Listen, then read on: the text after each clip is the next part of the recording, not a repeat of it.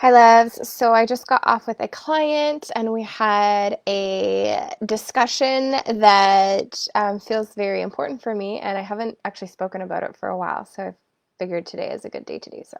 So this video is titled Why I Used to Hate When People Said Love and Light. So this is for any of you, especially who feel like you have this allegiance, this connection to the darkness, to the dark goddess, Hecate, to Kali, etc.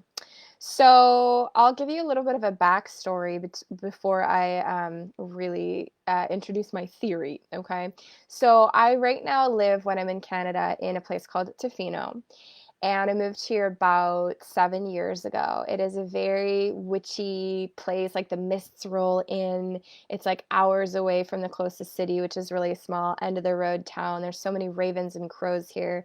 It's a rainforest, so it's often gray, and there's just like big forests everywhere. So when I moved here, it really activated this connection to the dark goddess within me that I didn't really know that I had. I didn't really know what the dark goddess even was, when I moved here. And, at one point I remember like soon after I moved here, I'd go to the forest on really misty days and like read Mists of Avalon like in the trees and just like feeling so witchy. So that really activated this connection to the darkness. And fast forward a little bit, I'm still living here, and I'm in a program with one of my mentors, Elaine Kalila, of Priestess Presence, and we're going through this journey. And I do this meditation that's like a priestess remembrance meditation, and it's to remember other lifetimes that we've had as a priestess that are important to us in some way. And I was like, I'm just going to do this meditation, pop it in. And little did I know I was going to end up sobbing. I remembered I had this vision where I saw myself. I was like a priestess of the darkness. There were snakes in this temple. Our temple was underground. It was dark. And I had this remembrance of whatever kind of forces were trying to take over, call them patriarchy, call them whatever you want. They had flooded the temple, and it was like flooding while I was in it. There's snakes in the temple. And side note, they were like stealing one of our like really important children, like really gifted kid, and it was just like very traumatic. And I was just like sobbing. I have other memories of like myself like being all dark and witchy. But so that was all happening. And you know, throughout that time when I was feeling really, really connected to this kind of darkness energy, especially at the start, and if I was going through struggles and if I was going through kind of dark nights of the soul, I remember just being like really like to this like love and light, like, yeah, love and light, love and light. I was just like, fuck you. Um, and I know that a lot of people can relate. And I want to share this whole theory that I have that's like pretty deep, as to our relationship with the darkness, our relationship with the light, and how we can actually make it work. So then I have like, okay, so I know I myself, I've been, a priestess of the darkness, priestess working with snakes in other lifetimes, and I'm here in this lifetime. But I also have this hi, Sean's here. She says, hi there, priestess. This caption captivated me. Oh, good. I'm glad you're here. I also have, for those of you who have been with me for a while, this very sparkly, I love whales, rainbow, fairy energy, right? And I think a lot of you can probably relate. You kind of maybe have this dark, whatever you want to call it. And then there's also this part of you that feels very light. So a lot of us on our journey, especially when we're beginning, are like, how do we integrate these?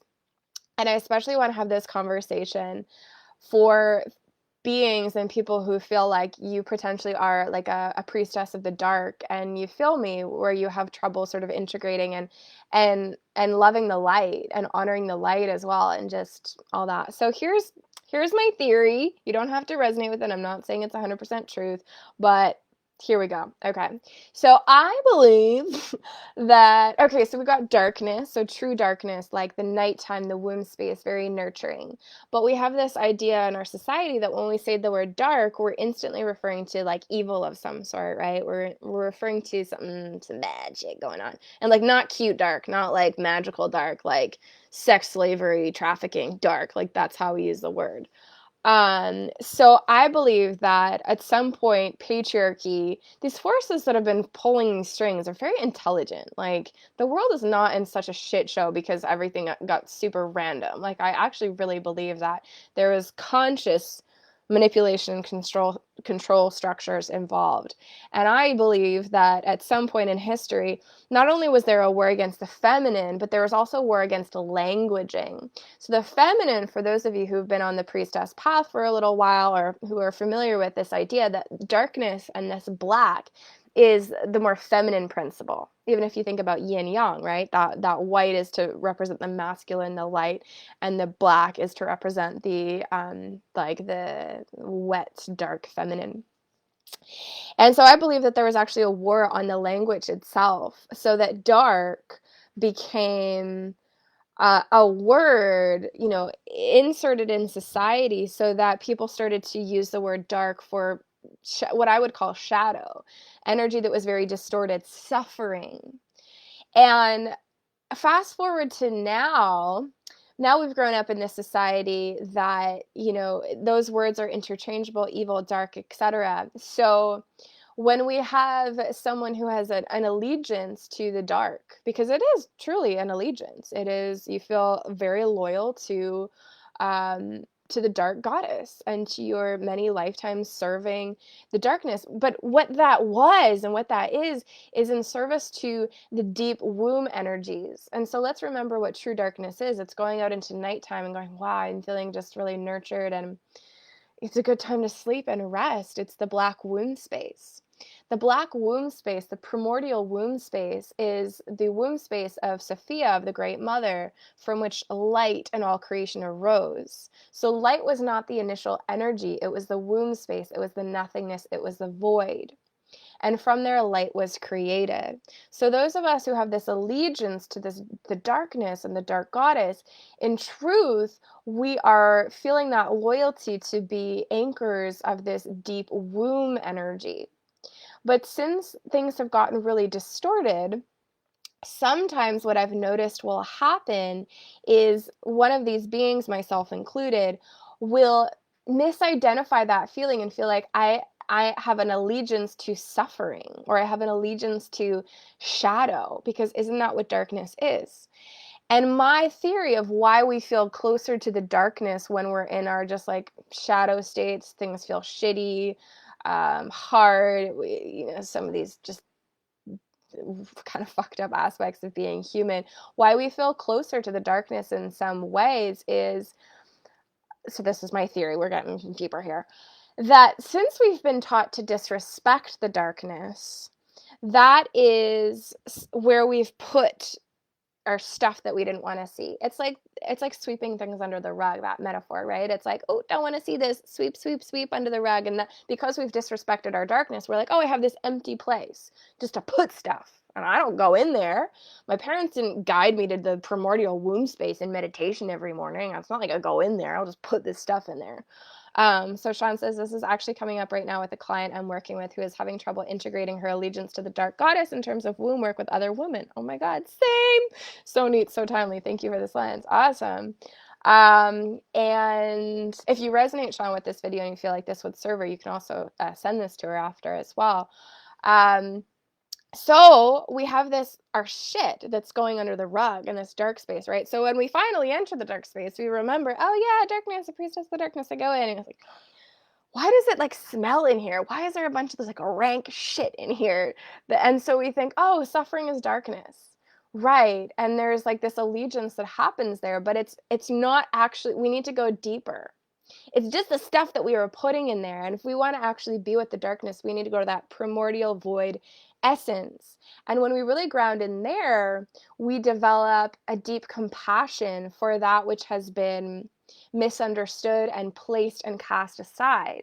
So we're still not, operating from these places of stewing in this darkness and like, fuck you guys. Well, having a fuck you guys mentality sometimes is great, but not all the time, right?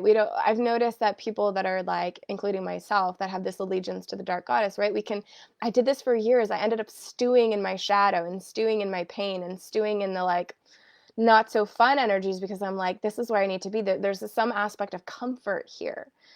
because it felt closer to the darkness than my necessarily like plays on light, right? But that's just going in a little bit. That's just seeing what we've been throwing under the rug. If you want to be chilling with darkness, you got to go into darkness. You got to go into the womb, the void. Even if you're a man, you can go into the womb. You're from the womb. Your soul's birthed from the womb, right? And we got to actually have this like deeper connection with actually what true darkness is.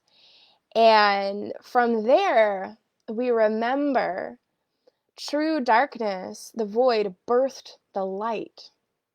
So when we have an allegiance to the darkness, and yet we're feeling like this light, this is too bright, get it away from me, I'm not into it. Fuck you guys love and light bullshit, I'm not dark.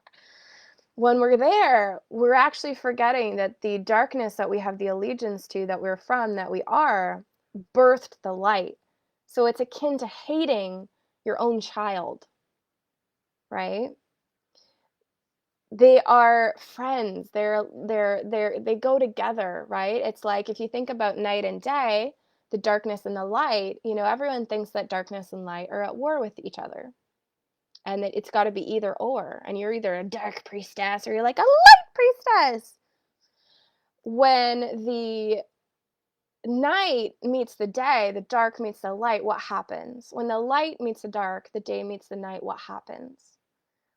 We get this orgasmic show of color and joy called sunrises and sunsets. Nature highlights to us and it shows us that darkness and light are in love with each other. And they actually go together perfectly, and sometimes there's cycles for more of one than the other, right? So Josephine says, thank you, I'm in the shadow energies now. Yeah, hopefully this is helpful to you. So what I have seen overall then with everything that I've just said is what I've noticed, and this is coming from my own experience, remember, is that the dark priestesses end up having an allegiance to suffering because they think that that's they're holding on. I'm allegiance to the dark goddess. I'm there. I'm with you. What if this is resonating with you? I would like you to play around with the idea of what if I had allegiance to what I originally had allegiance to, which was the dark womb of no thing, and I no longer had allegiance to pain and suffering. And I realized, again, when you go deep enough into the womb space or the light, choose whatever you're feeling that day, and you can integrate them as well and experience both. You realize that all that shadow and all that suffering there is just, you can actually kind of look at it instead of being so involved with it and be in pain and pain and pain. You can look at it and you can go, oh, I see her hurting. I see that a part of you, maybe this is from an ancestral lineage where, 50 ancestors got raped and it's in my field. Oh my God, I love you. Let me hold you. You can see that, oh, that part of me when I was a kid never got this love from it. Or you might have no idea what it is. You just know it needs love. And then you can be grounded in your womb space of no thing. And then you can also be grounded in the light because this phrase came to me the other day, a priestess of the night and a priestess of the light are one and the same. A priestess of the night and a priestess of the light are one and the same. So, you can be there and be like, oh, I'm going to hug this, Melissa says, love the connection you just made to the sunset.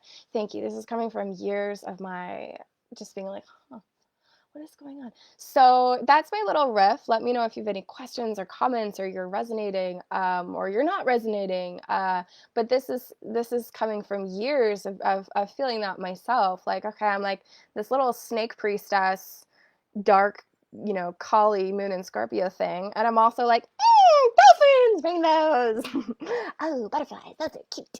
And living in this society, even the spiritual, realms say, well, you're got to be one or the other, and it's like, no, we can be integrated. Let's integrate. And, finally, to just kind of close on what I was saying in the caption of like why I kind of used to hate when people would be like, love and light. What ends up happening is when people are unintegrated, they're unintegrated in the darkness, because, if we're going to go down into the lower chakras, those places do hold more dense frequencies, but they also hold those earth and those womb frequencies, right? So if people are ungrounded and unintegrated with the darkness, and they're like, oh, love and light, or they use it passive aggressively. We've all seen people do that on Facebook. Passive aggressive message, love and light. It feels hollow because there's a lack of integration there.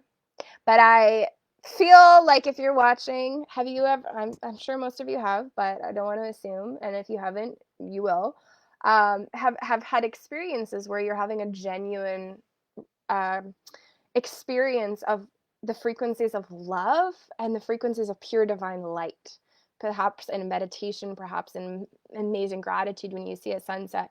There is nothing shallow or about actually having a real experience of, the light of the divine move through you and show you how much you're unconditionally loved. And in no way is that energy in opposition to the womb darkness. It was birthed from the womb darkness, right? So I just wanted to come on because I just was with my client. We were talking about all of this, who's like an amazing dark priestess. And this is helpful for her to just be like, okay, guys, can we stop this war happening even in the spiritual community where it's like, no, like darkness, or like, no, light. And it's like, how about a priestess of the night and a priestess of the light are one and the same. All right, so I will leave you at that. And if you like my sort of take on this, I have a journey of like priestess vibes. I have a 7-day journey. It's free. I haven't actually shared about it in a while. I made it when I was in Peru, hot off the heels of a very dark goddess experience, 2 weeks of ayahuasca in the Amazon. And I created that. Has one of my favorite ever meditations in it. You work with the goddess Isis. You go to ancient Egyptian pyramids for healing. And the link is in the description of this video. So if you're resonating with kind of my take and the divine feminine and the priestess energies, go ahead and get some free meditations. Come in for a divine feminine journey. It's totally free. And great, amazing. So Sean says, I just love you. Thanks for the big work. I totally resonate. Woman of night and light, working hard where I can too. Underworld and heaven. What a wild ride. Thank you so much. I really appreciate your appreciation and also reflect back to you your amazingness. And I'm also reflecting back to you. I feel like I feel that integration in you as well. Of that darkness and light. And also if we're not integrated, it's like totally cool too. Like, it's all good. You're amazing. But integration, let's do it. Okay. Lots of love, and we will chat soon. Bye.